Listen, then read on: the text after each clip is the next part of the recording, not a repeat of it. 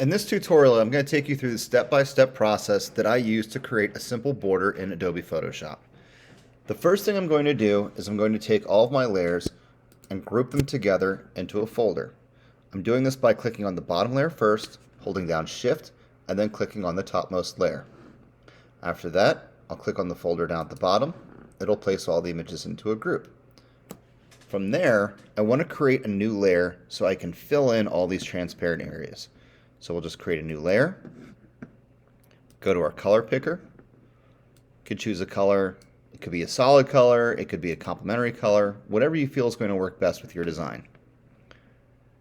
Using the paint bucket tool, I'll click in here and it'll fill it in.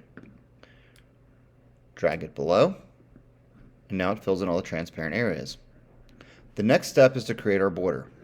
We'll start off by clicking the plus sign down at the bottom to create a new layer. Use our paint bucket tool again, and this time we're going to choose a different color for our border.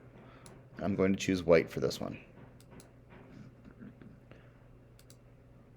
I'll fill it in, change my layer order to put it above, and now what we want to do is we want to duplicate this layer. So I'll take layer 10, I'm going to drag it and drag it down to the plus. If you notice, it duplicated the layer. Now we're going to select the Move tool. When you select the Move tool, you'll see the bounding box around the outside. These are your transform controls. If I hold down Alt on a PC or Option on a Mac and click and drag the corners in, it will help me create my border around the outside. Press Enter when done.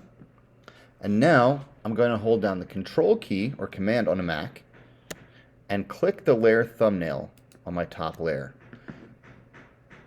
You can kind of see the selection tool have a selection right around there. So now we'll go down to layer 10. I'll press Delete, turn off layer visibility for this top layer, Control or Command D to deselect, and now you have your border. Save a copy as a JPEG, and you have your finished project.